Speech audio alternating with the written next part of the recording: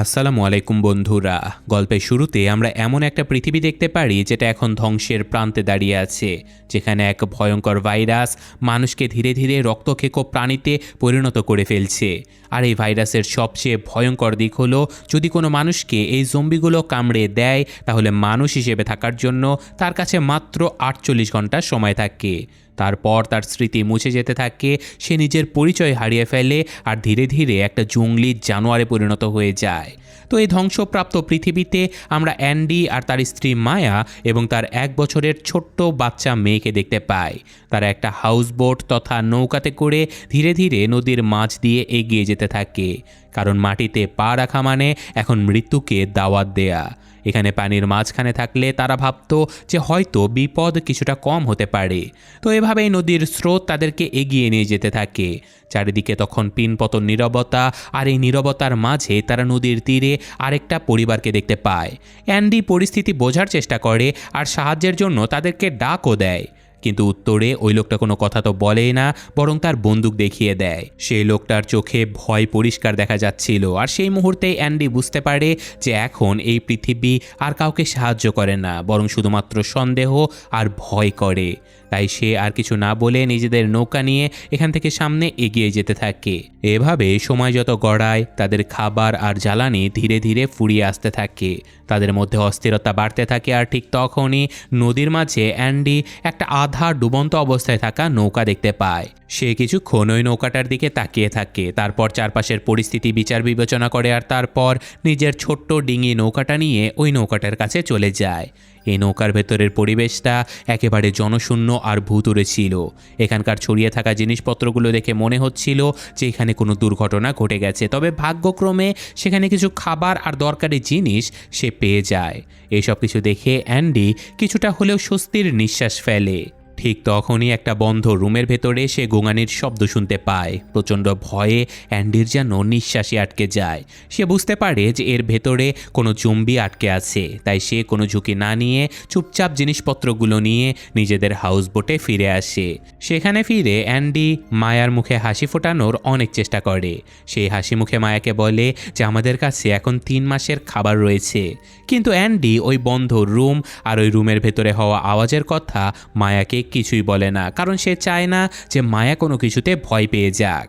আর এই ছোট্ট একটা ভুল তাদের জীবনের সবথেকে ভুল হিসেবে প্রমাণিত হতে যাচ্ছে, যেটা আমরা ধীরে ধীরে জানতে পারবো। তো এখন পরদিন দুপুরের নিস্তব্ধতায় যখন অ্যান্ডি গভীর ঘুমে মগ্ন, তখনই মায়ার মাথায় ওই ডুবে যাওয়া নৌকাটার চিন্তা আবারও ঘুরপাক খেতে থাকে। তার মনে হয় যে হয়তো ওই নৌকার ভেতরে কিছু দরকারি জিনিসপত্র এখনও পড়ে রয়ে গেছে। তাই সে কাউকে কিছু না বলে চুপচাপ সেই নৌকার ভেতরে চলে যায়। সে ভেতর থেকে প্রয়োজনীয় আরও কিছু জিনিসপত্র নিয়ে যখনই বের হতে যাবে, ঠিক তখনই কেউ যেন তাকে খুব জোরে টেনে নৌকার ভেতরে নিয়ে যায়। তো কিছুক্ষণ পর যখন অ্যান্ডির ঘুম ভাঙে, তখন সে মেঝের উপরে তাজা রক্তের ফোঁটা দেখতে পায়। সে প্রচণ্ড আতঙ্কের সাথে সেই রক্তের দাগ অনুসরণ করে সামনে এগিয়ে যায়, আর যখনই সে বাথরুমের দরজাটা খোলে, তার পায়ের নিচ থেকে যেন মাটি সরে যায়, কারণ সে দেখতে পায় তার সামনে মায়া রক্তাক্ত অবস্থায় বসে আছে। আসলে মায়ার পা খুবই বাজেভাবে জখম হয়ে গেছে, আর তার চোখে ভয়ের সাথে একটা নিষ্ঠুর সত্যি পরিষ্কারভাবে দেখা যাচ্ছিল যে এই দুনিয়া এখন আর নিরাপদ নেই। মায়া কাঁপতে থাকা হাতে নিজের ঘড়িতে 48 ঘন্টার টাইমার সেট করে দেয়, কারণ সে জেনে গেছে যে তার কাছে আর খুব বেশি সময় বাকি নেই। অ্যান্ডির সামনে তার স্ত্রীর মৃত্যু এখন দাঁড়িয়ে আছে, কিন্তু একজন স্বামী হিসেবে এই ভয়ঙ্কর সত্যিটা সে কোনোভাবেই মেনে নিতে পারছিল না। তার হাত কাঁপতে শুরু করে, তবুও সে তাড়াহুড়ো করে মায়ার রক্ত বন্ধ করার জন্য তার পায়ে ব্যান্ডেজ বেঁধে দেয়। সে বারবার মায়াকে আর হয়তো নিজেকেও মিথ্যে সান্ত্বনা দিয়ে বলে যে সাহস রাখো, আমরা হাসপাতালে যাব, আমি তোমার কিচ্ছু হতে দেব না। তারপর তারা তাদের সেই নিরাপদ হাউসবোট চিরকালের জন্য পেছনে ফেলে আসে, আর জনশূন্য রাস্তায় একটা আশার খোঁজে বেরিয়ে পড়ে। আর সৌভাগ্যক্রমে তারা রাস্তার মাঝে একটা পুরনো ধুলোবালি মাখা গাড়িও পেয়ে যায়। অ্যান্ডি কিছুটা স্বস্তির নিঃশ্বাস ফেলে আর তাড়াতাড়ি করে সেই গাড়িতে পেট্রোল ভরতে থাকে। আর ততক্ষণে চারিদিকে মৃত্যুর মতো নীরবতা ছেয়ে গেছে। অ্যান্ডির পুরো মনোযোগ তখন শুধু পেট্রোল ভরার দিকেই ছিল, কারণ সে টেরই পায়নি যে তার পেছনেই মৃত্যু করা নাড়ছে। আসলে একটা জম্বি পা টিপে টিপে একদম তার কাছে এসে দাঁড়িয়েছে। যখনই অ্যান্ডি বিপদ টাচ করতে পারে সে পেছনে ঘুরে তাকায় আর ভয়ে তার কলিজা শুকিয়ে যায়। সে এক মুহূর্ত সময় নষ্ট না করে চট করে গাড়িতে উঠে বসে আর ইঞ্জিন স্টার্ট করে দেয়। ওই জম্বিটা জানালার একেবারে কাছে পৌঁছে গিয়েছিল, কিন্তু অ্যান্ডির কপাল ভালো ছিল। তার গাড়ি স্টার্ট নিয়ে নেয় আর তার মৃত্যুর মুখ থেকে কোনো রকমে বেঁচে সেখান থেকে বেরিয়ে যায়। তো কিছু দূর যাওয়ার পরে মায়ার অবস্থা ধীরে ধীরে খারাপ হতে শুরু করে। ভাইরাস তার মস্তিষ্কের উপরে দখল নিতে শুরু করে, কারণ তার গলার স্বর ততক্ষণে অনেক ভারী হয়ে গেছে। সে ভেঙে পড়া গলায় অ্যান্ডির কাছে ভিক্ষা চাওয়ার মতো করে বলে, গাড়িটা থামাও প্লিজ। আসলে সে নিজেও চায় না যে তার জন্য তার পরিবারের কোনো বিপদ হোক, কিন্তু অ্যান্ডি নিজের জেদে অটল ছিল। সে তার স্ত্রীকে যেভাবেই হোক বাঁচাবে, তাই সে অ্যাক্সেলারেটরে পা চেপেই রাখে। কিন্তু ঠিক তখনই হঠাৎ রাস্তার মাঝখানে একটা জম্বি চলে আসে, আর সেই জম্বিকে কাটাতে গিয়ে গাড়ি নিয়ন্ত্রণ হারায় আর একটা বিশাল গাছের সাথে গিয়ে ধাক্কা খায়। ধাক্কাটা এতটাই ভয়ানক ছিল যে গাছের একটা তীক্ষ্ণ ডাল সোজা মায়ার পেটের এপাশ ওপাশ দিয়ে বেরিয়ে যায়। অ্যান্ডি ওখানে জ্ঞান হারিয়ে ফেলে। আর ঘণ্টাখানেক পর যখন অ্যান্ডির জ্ঞান ফেরে, তখন চারিদিকে আবারও সেই পিনপতন নীরবতা। সে তার স্ত্রীর দিকে তাকায়, কিন্তু এখন সে আর তার স্ত্রী নেই। সে একটা হিংস্র জম্বিতে পরিণত হয়ে গেছে। আর যখন অ্যান্ডি তার কান্না করতে থাকা মেয়েটাকে বাঁচানোর জন্য পেছনে ঘোরে, তখন জম্বি হয়ে যাওয়া মায়া তার উপরে ঝাঁপিয়ে পড়ে আর তার হাতে একটা কামড় বসিয়ে দেয়। অ্যান্ডি ব্যথায় চিৎকার করতে করতে গাড়ি থেকে বেরিয়ে আসে, আর নিজের হাতের ওই ক্ষত দেখেই সে বুঝে যায় যে এখন তারও উল্টো গণনা শুরু হয়ে গেছে। কাঁপতে থাকা হাতে সে নিজের ঘড়িতে 48 ঘন্টার একটা টাইমার সেট করে দেয়। এখন তার জীবনের একটাই মাত্র উদ্দেশ্য, সেটা হলো জানোয়ার হওয়ার আগে তার এই নিষ্পাপ মেয়েটার জন্য একটা নিরাপদ আশ্রয় খুঁজে বের করা। তো এই দুর্ঘটনায় গাড়িটা নষ্ট হয়ে যাবার পরে অ্যান্ডি তার মেয়েকে পিঠে নিয়ে এই জনশূন্য রাস্তায় হেঁটেই রওনা দিয়ে দেয়। আর একটু পর যাবার পরে ছোট্ট রোজি তার মায়ের জন্য অঝরে কান্না শুরু করে দেয়। অ্যান্ডির বুকটা ফেটে যায় কষ্টে, সে কিছুই করতে পারে না। তাই সে এখানে মায়ের পারফিউম বের করে আর বাতাসে স্প্রে করে দেয়। এখানে মায়ের গন্ধ পেতেই বাচ্চাটা ভাবে যে তার মা হয়তো তার কাছে আছে, তাই সেই বাচ্চাটা মিথ্যে সান্ত্বনা নিয়েই শান্ত হয়ে যায়। এরপর অ্যান্ডি আবারও সামনের দিকে এগিয়ে চলে, আর হাঁটতে হাঁটতে সন্ধে হয়ে যায়। ক্লান্তিতে ভেঙে পড়া অ্যান্ডি একটা ছোট্ট শহরের নির্জন স্কুলে গিয়ে আশ্রয় নেয়। সে একটা অন্ধকার ক্লাসরুমে ঢোকে, যেখানে সে একজন বয়স্ক মহিলাকে বসে থাকতে দেখে। হঠাৎ করে এখানে একজন মানুষকে দেখে অ্যান্ডি খুবই ভয় পেয়ে যায়, কিন্তু ওই মহিলাটা একেবারে শান্ত ছিল। হয়তো তিনি একজন টিচার ছিল, যিনি কিনা এই নির্মম পৃথিবীর বাস্তবতাটা এতদিনে জেনে গেছে। তিনি অ্যান্ডির অবস্থা দেখেই বুঝে যায় যে অ্যান্ডি সংক্রমিত হয়ে গেছে, তাই তিনি সরাসরি তাকে জিজ্ঞাসা করে যে তোমার কাছে আর কতটুকু সময় বাকি আছে। অ্যান্ডি তার ঘড়ির দিকে তাকায় আর খুবই হতাশ হয়ে উত্তর দেয় যে প্রায় 46 ঘন্টা। মহিলাটার তার উপরে মায়া হয়, তিনি তাকে সেখান থেকে তাড়িয়ে দেয় না, বরং তার ক্ষতস্থান পরিষ্কার করে দেয় আর রাত কাটানোর জন্য ওখানেই থাকার অনুমতি দিয়ে দেয়। অ্যান্ডি একটু স্বস্তি পায় যে অন্তত আজকের রাতটা সে আর তার মেয়ে একটা নিরাপদ ছাদের নিচে থাকতে পারবে। তো এখানে রাতের নিস্তব্ধতায় আমরা দেখতে পাই যে অ্যান্ডির অবস্থা এখন খারাপ হতে শুরু করে গেছে। ভাইরাসটা ধীরে ধীরে তার মস্তিষ্কের দখল নিতে শুরু করেছে। তার শরীরে খিঁচুনি হচ্ছে আর প্রচণ্ড ঘাম ঝরছে। সে জানে যে সময় বালির মতো তার হাত থেকে ফসকে পড়ে যাচ্ছে। তো পরদিন সকাল হতে মন খারাপ করে অ্যান্ডি সেখান থেকে চলে যাবার সিদ্ধান্ত নেয়। যদিও ওই বয়স্ক মহিলা তাকে আশ্রয় দিতে চেয়েছিল, কিন্তু অ্যান্ডি বুঝতে পেরেছিল যে এই মহিলা নিজেই অসুস্থ আর অসহায়, তাই সে তার ছোট্ট রোজির এত বড় দায়িত্ব ওই বৃদ্ধ মহিলার উপরে দিতে চায়নি। তাই সে না চাইতেও তার মেয়েকে নিয়ে আবারও সেই জনশূন্য পৃথিবীতে নতুন কোনো রক্ষকের খোঁজে বেরিয়ে পড়ে। তো এভাবে সফর এগিয়ে চলে, আর এই জনশূন্য প্রান্তর দিয়ে হাঁটতে হাঁটতে অ্যান্ডির চোখে একটা খুবই অদ্ভুত দৃশ্য পড়ে। সে কিছু জম্বি দেখতে পায়, কিন্তু তারা বাকি সংক্রমিতদের মতো চলাফেরা করছিল না। তারা উট পাখির মতো নিজেদের মাথা মাটির নিচে গেঁথে রেখেছে। হয়তো এটাই ছিল এই জম্বিদের ঘুমানোর স্টাইল। অ্যান্ডি বুঝতে পারে যে এই চুপচাপ দেখতে পাওয়া মূর্তিগুলো আসলে খুবই বিপজ্জনক, তাই সে কোনো শব্দ না করে খুবই সাবধানে তাদের মাঝখান দিয়ে বেরিয়ে যায়, কারণ সামান্য একটা ভুল তাদেরকে জাগিয়ে দিতে পারে। আর এই নিঃশব্দ এলাকা থেকে বের হবার কিছুক্ষণের মধ্যে অ্যান্ডি একটু দূরে একটা গাড়ি দাঁড়িয়ে থাকতে দেখে। তো মরুভূমিতে গাড়ি পাওয়া কোনো জাদুর থেকে কম ছিল না। অ্যান্ডির মনে হয় যে এবার হয়তো তার সমস্যা একটু কমবে, সে গাড়িটা নিয়ে দ্রুত একটা নিরাপদ জায়গাতে যেতে পারবে। তাই সে দ্রুত আগে গাড়ির কাছে গিয়ে পৌঁছায়। কিন্তু যখনই সে গাড়ির দরজাটা খুলতে যাবে ঠিক তখনই একটা গুলির শব্দ শোনা যায়। অ্যান্ডি খুবই ভয় পেয়ে যায়, তার মনে হয় যে গাড়ির মালিক তাকে মারার জন্য হয়তো গুলি করে দিয়েছে। কিন্তু যখন সে ভয়ে ভয়ে পেছনে ফিরে তাকায় তখন দৃশ্যটা একেবারে অন্যরকম ছিল, কারণ গুলিটা অ্যান্ডির গায়ে লাগেনি, বরং তার ঠিক পেছনে পা টিপে টিপে আসা একটা জম্বির মাথায় লেগেছে, যে কিনা তাকে কামড়ানোর জন্য একেবারে প্রস্তুত ছিল। অ্যান্ডি বুঝতে পারে যে এই অচেনা লোকটা তার জীবন বাঁচিয়ে দিয়েছে। অ্যান্ডি লোকটার দিকে তাকায় যার নাম ছিল ভিক। ভিক নিজেও একটা বড় ঝামেলায় ফেসে গেছে। সে গাড়ির কাছে মাটিতে পড়ে আছে আর একটা বিশাল ভারী গ্যাস সিলিন্ডার তার পায়ের উপরে পড়ে গেছে, যার কারণে সে একেবারে নড়তেই পারছে না। ভিক ব্যথায় কাতরাতে কাতরাতে অ্যান্ডিকে চিৎকার করে বলে যে তাড়াতাড়ি আমাকে এখান থেকে বের করো। তো গুলির শব্দ শুনে চারপাশের সকল জম্বিরা ততক্ষণে এখানে চলে আসতে শুরু করেছে। অ্যান্ডি বুঝতে পারে যে বিপদ এখনও কাটেনি, তাই সে সাথে সাথে কাজে লেগে পড়ে আর গাড়ির সাহায্যে ওই ভারী সিলিন্ডারগুলো টেনে সরিয়ে দেয়। জম্বিদের দলটা তাদের কাছে পৌঁছানোর আগে তারা দুজন জলদি গাড়িতে উঠে বসে পড়ে আর ওখান থেকে বেরিয়ে চলে যায়। অ্যান্ডি ভেবে নেয় যে হয়তো সে তার সফরের জন্য একজন সঙ্গী পেয়ে গেছে, কিন্তু সে জানতই না যে এই মানুষটাকে সেই মাত্র বাঁচিয়েছে সে জম্বিদের থেকেও আরও বেশি বিপজ্জনক হতে চলেছে। তো মরুভূমির এই কড়া রোদ থেকে বের হয়ে ভিক অ্যান্ডিকে তার আস্তানায় নিয়ে চলে যায়। এই জায়গাটা বাইরে থেকে একটা নিরাপদ বাংকারের মতোই মনে হচ্ছিল। সেখানে অ্যান্ডির নজর একটা মহিলার উপরে পড়ে, তাকে খুবই ভীত আর সংকুচিত মনে হচ্ছিল। ভিক পরিচয় করিয়ে দেয় যে এই মহিলাটা তার স্ত্রী লরেন, কিন্তু অ্যান্ডির চোখ একেবারে ধোঁকা খায় না। সে পরিষ্কার দেখতে পায় যে এই মহিলার চোখে কোনো ভালোবাসা নেই, বরং একটা গভীর আতঙ্ক রয়েছে, যেন সে কোনো একটা জেলে বন্দি আছে। তো কিছুক্ষণ বিশ্রাম নেবার পরে ভিক অ্যান্ডিকে বলে যে তাদের কিছু দরকারি জিনিস আনতে বাইরে যেতে হবে। অ্যান্ডির খুবই অদ্ভুত লাগে, কিন্তু সে এখনও এই পরিস্থিতি পুরোপুরি বুঝে উঠতেই পারেনি। তাই সে তার ছোট্ট রোজিকে লরেনের কাছে রেখে ভিকের সাথে বেরিয়ে পড়ে। তো এখন ভিক তাকে মরুভূমির ঠিক মাঝখানে একটা জনশূন্য জায়গাতে নিয়ে আসে। সেখানকার দৃশ্য দেখে অ্যান্ডির পা একেবারে আটকে যায়, কারণ তাদের সামনে একটা বিশাল লোহার খাঁচা ছিল, যার বাইরে অনেকগুলো জম্বি একে অপরের সাথে ধাক্কাধাক্কি করছিল আর খাঁচাটাকে ঘিরে দাঁড়িয়েছিল। ভিক তার বন্দুকটা অ্যান্ডির হাতে ধরিয়ে দেয় আর তাকে জম্বিগুলোকে গুলি করার হুকুম দেয়। অ্যান্ডি সেই মুহূর্তে কিছু বুঝে উঠতে পারে না, কিন্তু একটা অজানা চাপের মুখে পড়ে সে ট্রিগার চেপে দেয়। আর যখন সকল জম্বি সেখানে মারা যায় তখন ভিকের আসল আর জঘন্য উদ্দেশ্য সামনে আসে। সে আসলে মরা জম্বিগুলোর কাছে নির্লজ্জের মতো পকেট মারতে থাকে। সে দামি দামি ঘড়ি, সোনার চেন, আংটি এই সব কিছু খুলে ফেলে। অ্যান্ডির এটা দেখে প্রচণ্ড ঘেন্না লাগে। সে রাগে জিজ্ঞাসা করে যে এইসব কি? আমার তো মনে হয়েছিল আমরা দরকারি জিনিস নিতে এসেছি।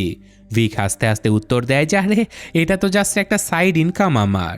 এই সব কিছুর মধ্যে অ্যান্ডির নজর ওই খাঁচার ভেতরে পড়ে। সেখানে লাশ আর নোংরার মাঝে একটা জ্যান্ত মানুষ ছিল।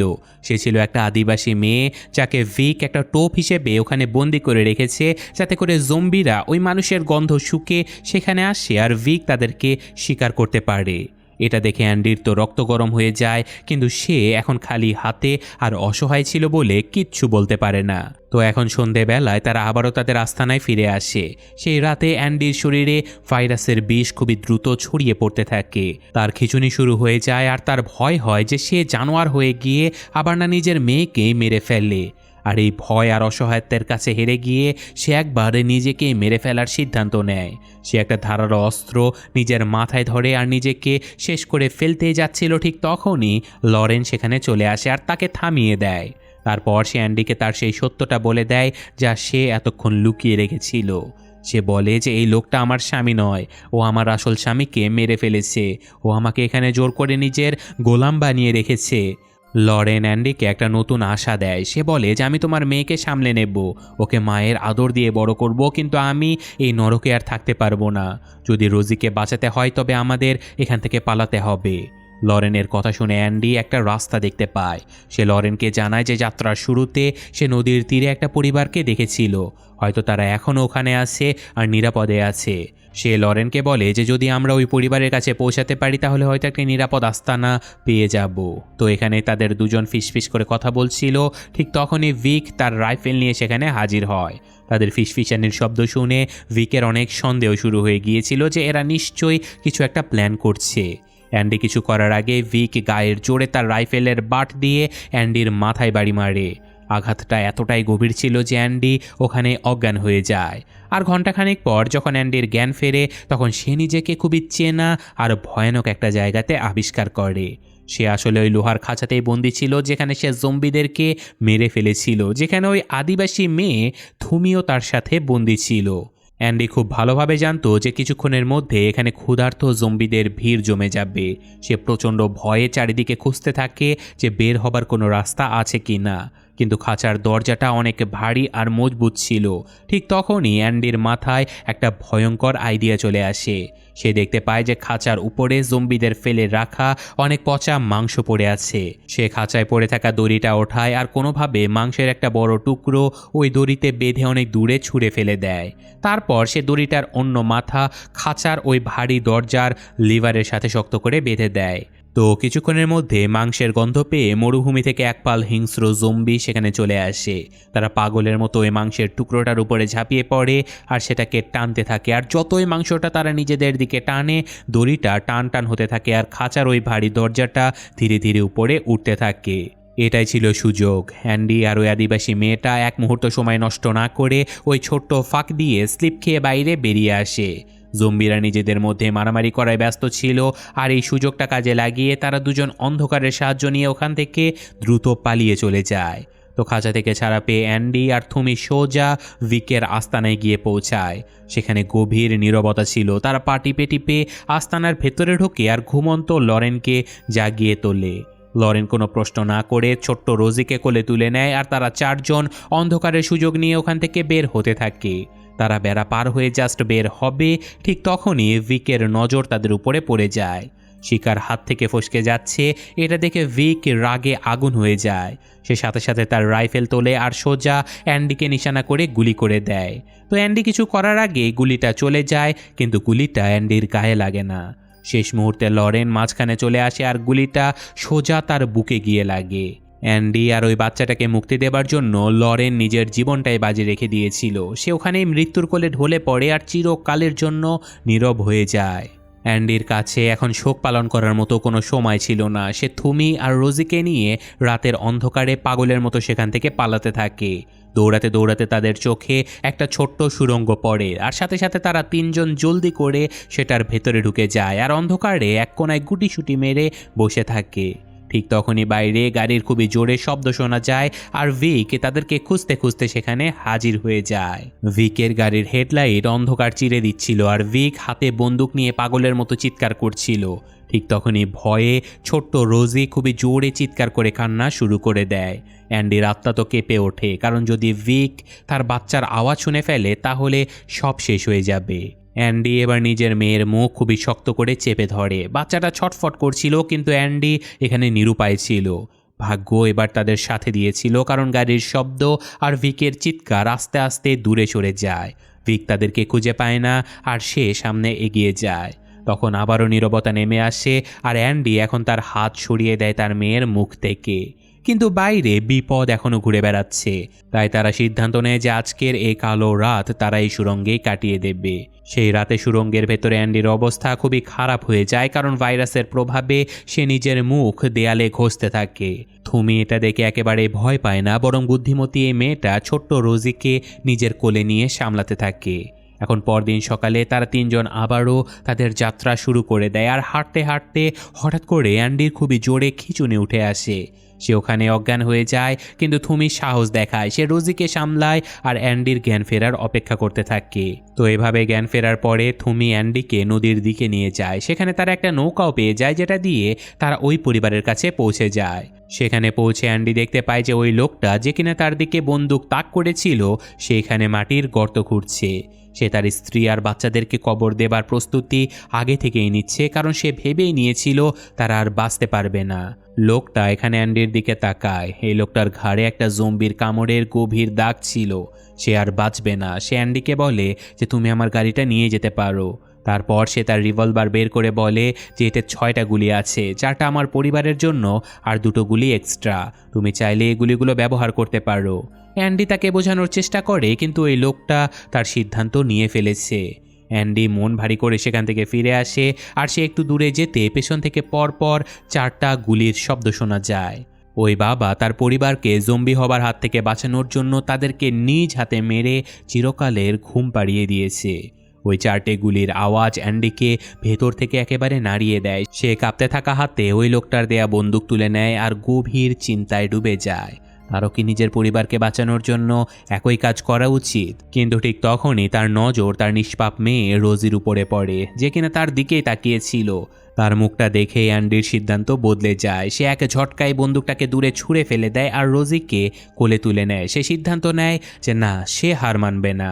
ঠিক তখনই থুমি অ্যান্ডিকে একটা নতুন আশার কথা বলে। সে জানায় যে তার গোত্রের আদিবাসী লোকেরা এই নদীর কাছাকাছি থাকে। যদি তারা কোনোভাবে সেই গোত্রের কাছে পৌঁছাতে পারে তাহলে রোজি সেখানে সবসময় নিরাপদে থাকবে।